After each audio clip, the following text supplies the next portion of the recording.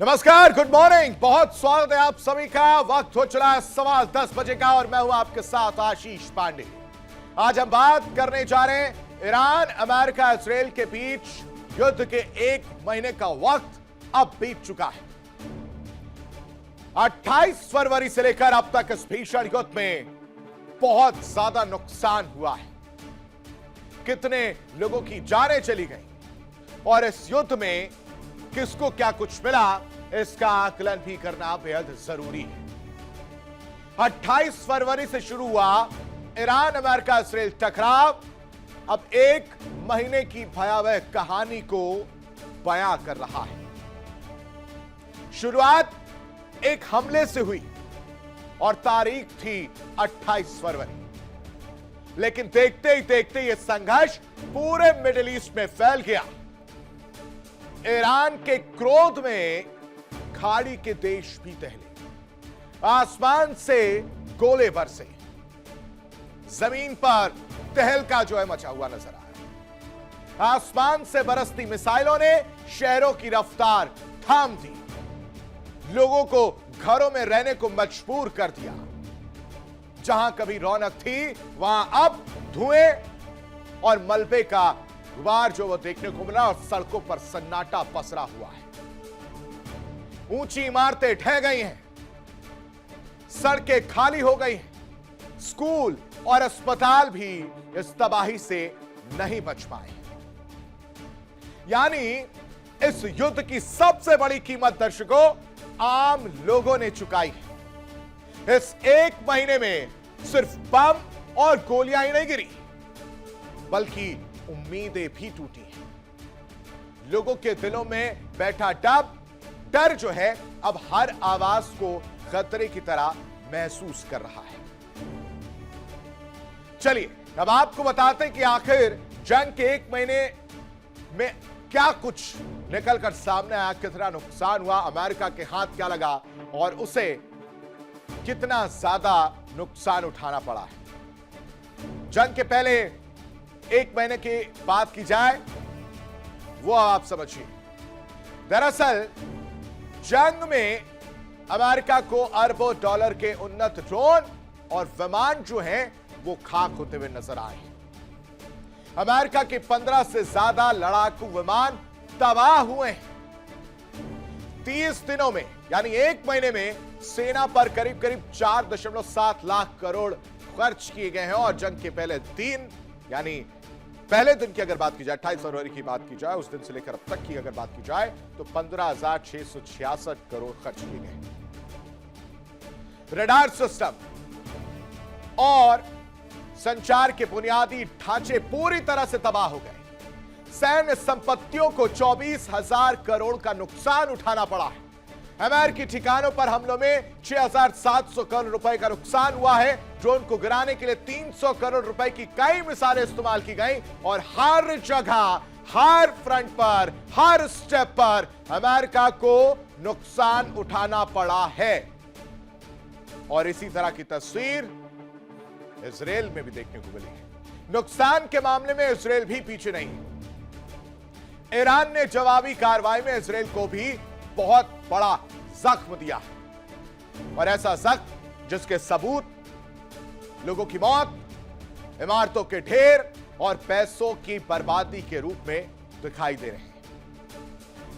जंग में इजराइल को क्या नुकसान हुआ है वो भी आपको ग्राफिक के जरिए समझाते हैं। इजराइल में अब तक करीब 100 लोगों की मौत हुई है और इस हमले में 5,492 से ज्यादा लोग घायल हुए।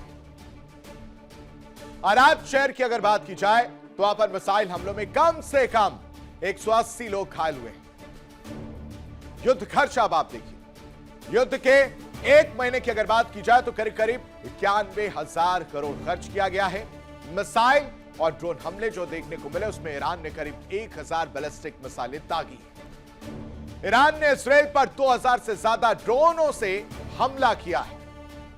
107 औद्योगिक संयंत्र, डिमोना के पास एक औद्योगिक संयंत्र तबाह हुआ है।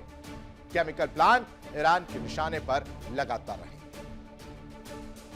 ये तो अमेरिका और इजराइल की बात होगी, लेकिन ईरान ने भी बहुत कुछ गंवा दिया है।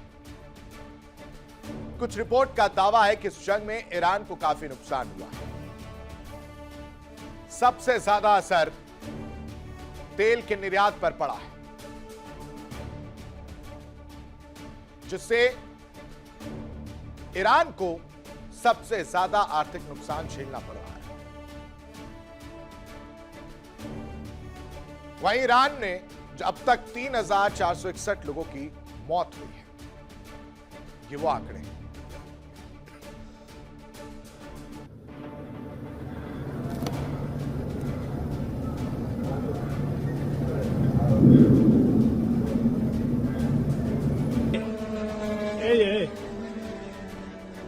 शमशेर भाई और भी एक है।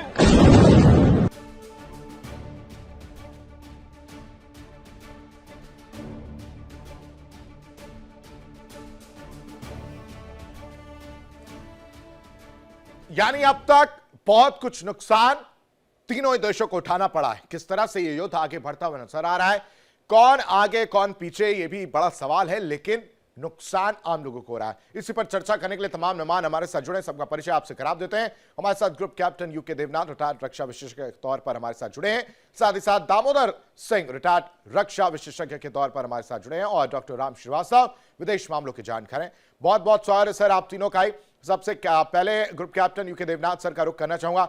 सर, 1 महीने का वक्त बीत चुका है, आपके हिसाब से अगर आप आकलन कर रहे हैं तो अभी किसकी क्या स्थिति है, कौन कहां पर खड़ा है?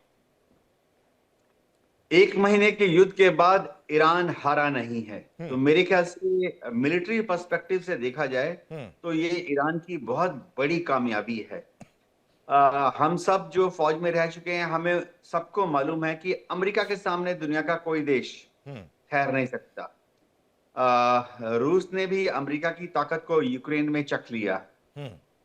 इजराइल के सामने कोई देश ठहर नहीं सकता। हमने जब इजराइल ने बमबारी की गजा में, तो बतौर एक्स एयरफोर्स फाइटर पायलट मैं आपको बता सकता हूं कि ऐसी भीषण बमबारी दुनिया में हमने कभी ना प्लानिंग की ना कभी सोची। आखिर मैं फाइटर पायलट था, एयरफोर्स की प्लानिंग से बहुत क्लोजली एसोसिएटेड था।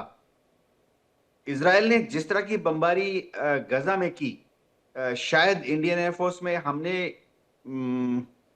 हम शायद उस लेवल तक अभी तक पहुंचे नहीं हैं। जितने बॉम्ब्स उन्होंने गजा में पिछले 2 साल में गिराए, हमारी टोटल बॉम्ब्स जो हम रखते हैं हमारे पास, वो शायद उसका 1/10 है। मतलब ये समझना पड़ेगा कि इजराइल की एयरफोर्स कितनी पावरफुल है, कि इजराइल ने जितने बॉम्ब्स गजा में गिराए, इंडियन एयरफोर्स की टोटल बॉम्ब्स की जो स्टॉकिंग है, होल्डिंग है, वो उस नंबर का 1/10 है। तो इजराइल की एयरफोर्स और अमेरिका के सामने अगर ईरान टिका हुआ है, तो एज ए मिलिट्री मैन मैं सिर्फ ईरान की जनता को, ईरान की आर्मी को, IRGC और ईरान के टॉप पॉलिटिकल लीडरशिप को सिर्फ सम्मान की दृष्टि से देख सकता हूं। जी ठीक है सर। दामोदर सिंह सर, अगर 1 महीने में देखें, और जैसा कि यूके देवनाथ सर भी कह रहे हैं कि तारीफ करनी होगी ईरान की, 1 महीने तक वो डटा रहा, यानी सरप्राइज जो है वो खासकर इजराइल और अमेरिका के लिए रहा। देखिए, इस बात में कोई दो राय नहीं है कि ईरान ने बहुत धैर्य के साथ अमेरिका का सामना किया, और ये बहुत ही साहसी कदम है। और ईरान ने जिस तरह से अपना धैर्य दिखाया और इंतजार किया उन मौकों का, अमेरिका की जो टॉमाहाक मिसाइलें हैं उनको नष्ट होने का मौका दिया, और अपने छोटे छोटे चाहे ड्रोन जैसों का इस्तेमाल करके अमेरिका की जो उसने वॉट लगाई पूरे मिडिल ईस्ट में, जितने उसने इस्टेब्लिशमेंट को, यहाँ तक कि अमेरिका को मजबूर होना पड़ा अपने बेसेस को शिफ्ट करने के लिए और अपनी मैन पावर को वहां से शिफ्ट करने के लिए। ये बड़ी जीत नहीं जाएगी ईरान के लिए। और अगर बात करें मॉनेटरी टर्म्स में, तो निश्चित तौर से अमेरिका का लॉस हुआ, लेकिन ईरान का भी नुकसान बहुत ज्यादा हुआ। ऐसा नहीं कहा जा सकता कि अमेरिका या ईरान एक तरफा जंग जीत रहा है। अभी तक हार और जीत का फैसला तो आने वाले समय पे होगा, लेकिन नुकसान तीनों देशों का बराबर हो। ईरान ने कड़ी टक्कर दी, इसमें कोई दो राय नहीं है। और जो ईरान की स्ट्रेटजी है, उसके पड़ोसी देशों को नुकसान पहुंचाने को लगभग कामयाब होती दिख रही है। पड़ोसी देशों का बहुत ज्यादा दबाव है यूएसए पर। अब देखिए उनके स्टेटमेंट कितनी तेजी से बदल रहे हैं। अगर शुरुआत करें हम, पहला स्टेटमेंट था कि हमें रिजीम चेंज करना है, फिर लीडरशिप चेंज करना है, फिर ईरान की जनता को बोल दिया कि आप खुद आके चेंज करें। उसके बाद स्टेट ऑफ होम रूल्स पे आप आते हैं, वहां पे कहते हैं कि नाटो से कि अब आप हमारी मदद करें, आप आके खुद अपनी लड़ाई अपने शिप निकालें। इसके बाद उनकी नेवी कहती है अमेरिका की कि नहीं, ये हमारा काम नहीं है, हम यहाँ पे शिप निकालना, हम लड़ाई लड़ने के लिए आए हुए हैं। तो काफी कुछ देखने में मिला। डोनाल्ड ट्रंप और उनके इंटरनल जितने भी उनकी गवर्नेंस है, जो उनकी मिलिट्री लीडरशिप है, उसके बीच में भी कहीं ना कहीं मतभेद दिखाई दे रहे हैं। अमेरिका के अंदर खुद ही मतभेद चल रहे हैं इस चीज को लेकर, इसराइल के अंदर उथल पुथल है। तो ईरान, चूंकि अब ईरान के पास खोने के लिए कुछ भी नहीं है, उसका जो स्टॉक है बैलिस्टिक मिसाइल का, उसका बहुत ही स्ट्रेटेजिकली इस्तेमाल कर रहा है, और कहीं ना कहीं अमेरिका को और इसराइल को उसने अच्छे जख्म दिए हैं। बहुत क्लोजली अगर ऑब्जर्व करें तो इस समय जो डोनाल्ड ट्रंप, उनको सिर्फ पैसे मिले, सम्मानजनक तरीके से समझौता हो जाए जो उनकी इज्जत बचा ले, क्योंकि मिड टर्म इलेक्शन भी अमेरिका में इस समय इसी साल होने, अगर इसमें डोनाल्ड ट्रंप की हार होती है तो निश्चित रूप से। ठीक है sir. Ram sir, strategy change करनी होगी अमेरिका को, क्योंकि हर फ्रंट से इस वक्त ईरान आगे ही नजर आ रहा है। भला ही उसके करीब करीब जो टॉप लीडर्स हैं, जो टॉप अधिकारी हैं, जो टॉप कमांडर्स थे, वो अब नहीं रहे।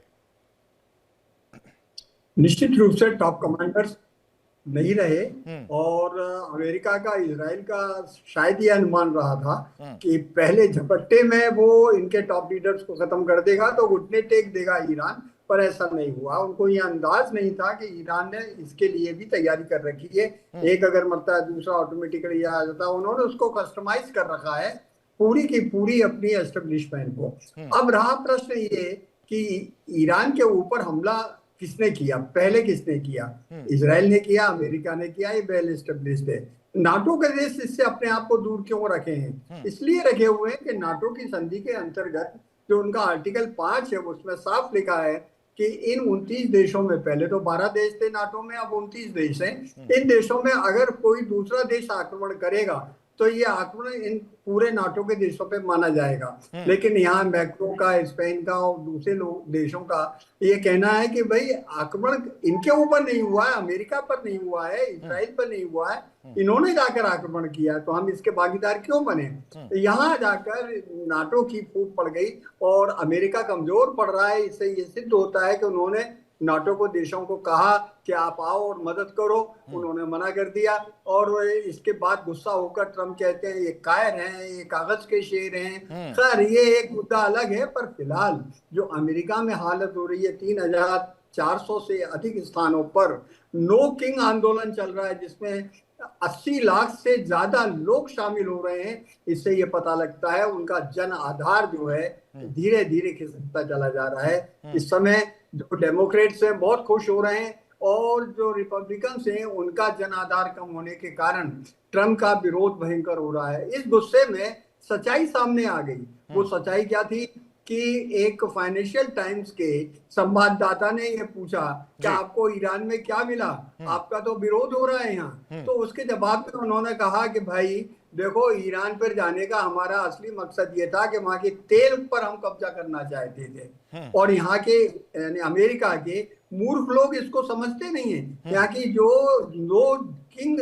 आंदोलन चला रहे हैं उनको, वहां की जनता को 80 लाख लोगों बिल्कुल राम सर, जो उनके बयानों का आप जिक्र भी कर रहे हैं, वो जो मूर्ख शब्द हुआ, या वो सऊदी के प्रिंस के लिए किस तरह की बातें करते हैं, प्रेस कॉन्फ्रेंस में क्या कह रहे हैं, तो हम लोग क्या, तो एक कहावत चलती है, वो कहावत शायद उन पर सटीक बैठती होगी। आप U K Devnath sir, no exit plan इस वक्त अमेरिका के हाथ में, और मिड टर्म चुनाव का भी प्रेशर, इसलिए ट्रंप साहब बौखलाए हुए हैं।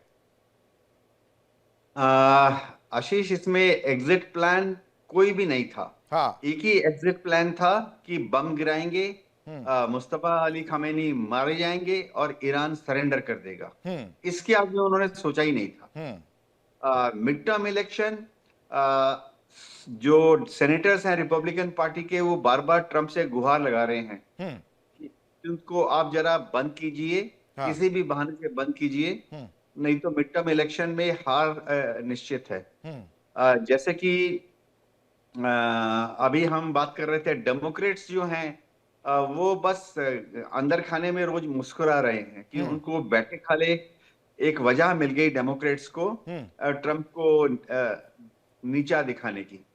अभी तो युद्ध चालू नहीं हुआ। अगर डोनाल्ड ट्रंप ने अगला गलत कदम लेते हुए खाग आइलैंड पर हमला कर दिया, निश्चित है कि 2 तैयारी घंटे तो की सर उसी तरह की है कुछ खार को ही लेकर वो तैयारी इस वक्त अगर देखा जाए अपडेट देखा जाए 1 महीने के बाद और जो टाइम पीरियड टेकन है ऐसा माना जा रहा है कि वो इसीलिए ले रहे हैं कि उनका निशाना वही है। हाँ आशीष देखो, जब वो 5000 मरीन कमांडोज को वहां डिप्लॉय कर रहे हैं हाँ तो समुद्र के रास्ते से एक सी बॉर्न अटैक तो होगा। देखिए इंडिया डेली 24/7 अब आपके स्मार्ट टीवी पर। इंडिया डेली मौजूद है सभी डिजिटल प्लेटफॉर्म पर लाइव और लगातार। इंडिया डेली 24/7 हर दिन राष्ट्र को समर्पित।